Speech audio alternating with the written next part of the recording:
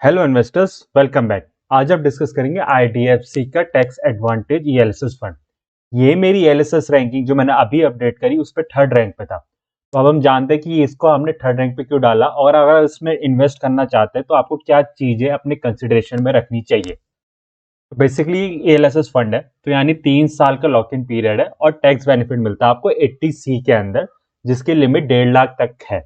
तो इसका मतलब ये नहीं कि आप 1.5 लाख ही इन्वेस्ट कर सकते हैं, इसमें आप ज्यादा भी इन्वेस्ट कर सकते हैं अगर आपको इसका पोर्टफोलियो बहुत अच्छा लगता है और फ्यूचर परफॉर्मेंस के लिए आप इसको अपने पोर्टफोलियो में रखना चाहते हैं। और इसका 3 साल का मतलब ये नहीं कि आप 3 साल का इसमें पैसा निकाल लीजिए, आपको ये लॉन्ग टर्म के लिए होल्ड करना है। तो अब हम इस फंड के बारे में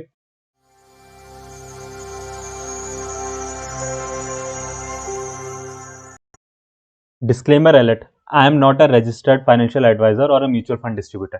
तो जो भी मैं यहाँ पर एडवाइस दे रहा हूँ वो आप एक पिंच ऑफ सॉल्ट के साथ लीजिए और अपनी रिसर्च जरूर कीजिए इन्वेस्ट करने से पहले, क्योंकि आपकी कंडीशन अलग हो सकती है और वो मैं नहीं समझ सकता।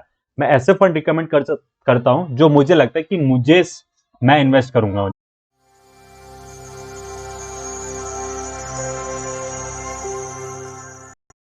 तो अगर आपने इसमें 10,000 रुपए 5 साल पहले इन्वेस्ट कर रहे होते तो आपकी वैल्यू 25,000 हो गई होती।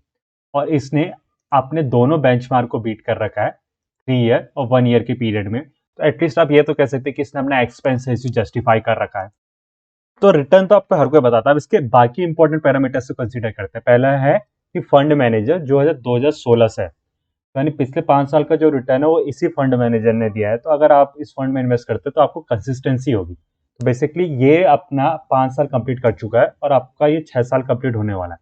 बाकी पैरामीटर देखते हैं। बीटा बीटा 1.16 है। तो ये जो पोर्टफोलियो है इसका बहुत ज्यादा वोलेटाइल है। इसका मतलब क्या हुआ, मार्केट अगर ज्यादा मूव करता है तो उससे ज्यादा ये आपका पोर्टफोलियो मूव करेगा, अप डायरेक्शन में भी और डाउन डायरेक्शन में भी।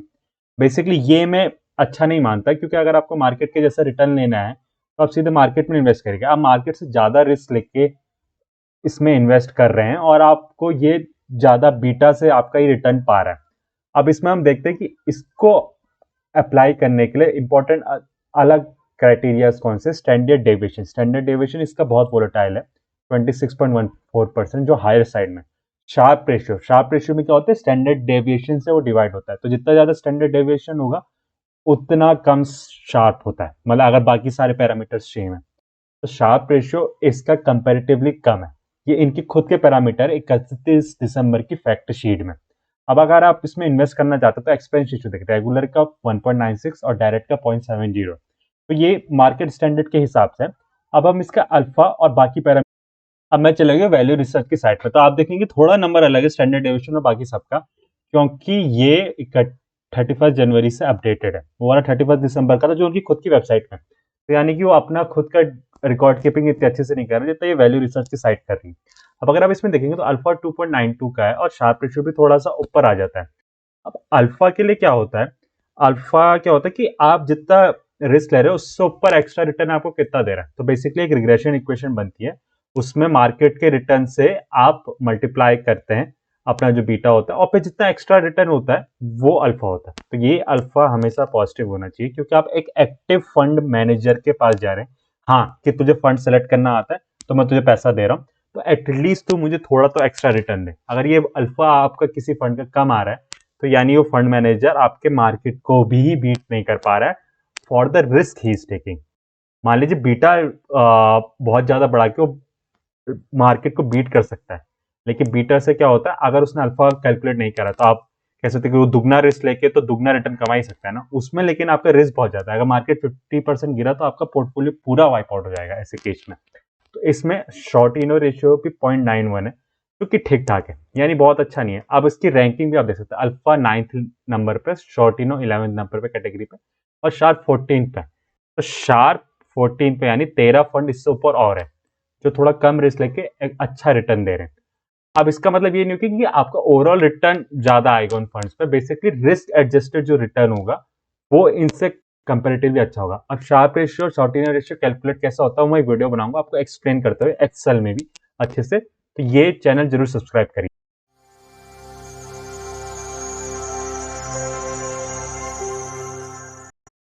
तो अगला पैरामीटर है आपका पोर्टफोलियो का पीबी रेशियो और पीई रेशियो। पीबी रेशियो क्या होता है कि बुक में आपकी कितनी इक्विटी है और उससे ज्यादा आप कितना इसके लिए पे कर रहे हैं। इक्विटी क्या होता है कि रिजर्व कलेक्ट हो जाते हैं और इनिशियली जितना इक्विटी सेटअप किया था उसका एडिशन होता है। पोर्टफोलियो पीई रेशियो कितना है कि एक साल में कितना प्रॉफिट कमा रहा है उसके लिए आप कितना पे कर रहे हैं। तो अगर 23.57 है, मान लीजिए कोई एक पोर्टफोलियो आपका ₹1 कमा रहा है तो आप उसके लिए 23.57 पे कर रहे हैं एक साल के हिसाब से। ठीक है, तो ये क्या होता है कि अभी जो मार्केट सिनेरियो उसमें क्या होगा, इंटरेस्ट रेट बढ़ रहा है, धीरे धीरे इंटरेस्ट रेट बढ़ रहा है, तो आप इंटरेस्ट रेट वाले इंस्ट्रूमेंट में जा सकते हो। तो आपको ऐसे स्टॉक्स चाहिए जो थोड़ा वैल्यू रिप्रेजेंट करे। तो पोर्टफोलियो पीबी और पीई रेशियो जब कम होता है तो वो ज्यादा वैल्यूबल होता है। ये जरूरी नहीं है कि हमेशा वो अच्छा स्टॉक पिक हो, क्योंकि अगर इन स्टॉक्स ने जो पिक करे हैं इस पोर्टफोलियो मैनेजर ने उनमें ग्रोथ नहीं है तो पीबी कम होके कोई फायदा नहीं है। थोड़ी ग्रोथ तो होनी चाहिए, लेकिन ऐसा भी नहीं कि आप अंधाधुंध कुछ भी पैसा फेंक रहे किसी भी इक्विटी के उसमें, यानी कि आप सेल ₹100 और आप उसके लिए ₹2600 दे रहे हो। इसका कोई सेंस नहीं बनता। आजकल के बहुत सारे स्टार्टअप में लोगों ने ऐसे इन्वेस्ट कर रखा है। तो पोर्टफोलियो के हिसाब से हम इसका स्टॉक स्टाइल पिकअप भी देखते हैं। अब ये क्या है, सेंट्रोइड है जो मैंने मॉर्निंग स्टार से लिया है।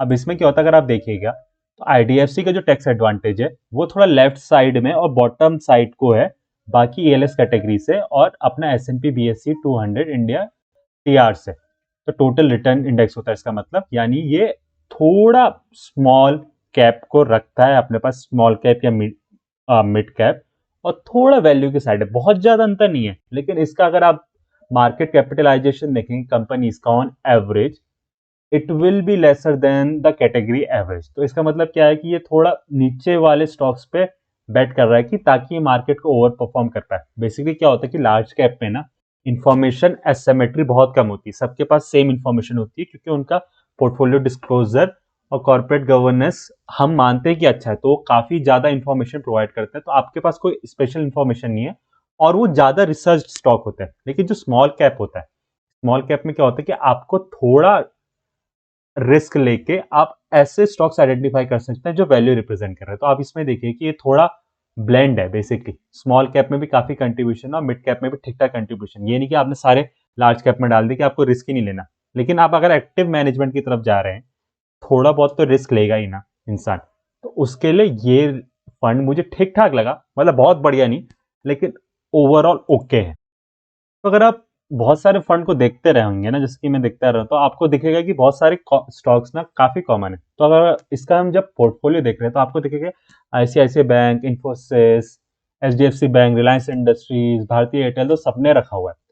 तो बेसिकली अंतर कहाँ से आता है कि इन्होंने कौन से ऐसे स्टॉक्स रखे हैं जो बाकी लोगों ने नहीं रखे। तो इसमें आप देखेंगे ग्रीन पैनल इंडस्ट्रीज हो गया, दीपक नाइट्राइट भी हो गया, काफी में देखा है लेकिन फिर भी थोड़ा यूनिक है, KEC international, Mahindra and Mahindra automotive. तो अगर आप पीई देखिएगा तो कोई भी बहुत खतरनाक नहीं है। भारतीय एयरटेल का पीई ज्यादा इसलिए है क्योंकि भारतीय एयरटेल को कुछ साल से बहुत ज्यादा फाइट करनी पड़ रही है जियो के साथ, उसके कारण उसका प्रॉफिट बहुत कम हो गया है।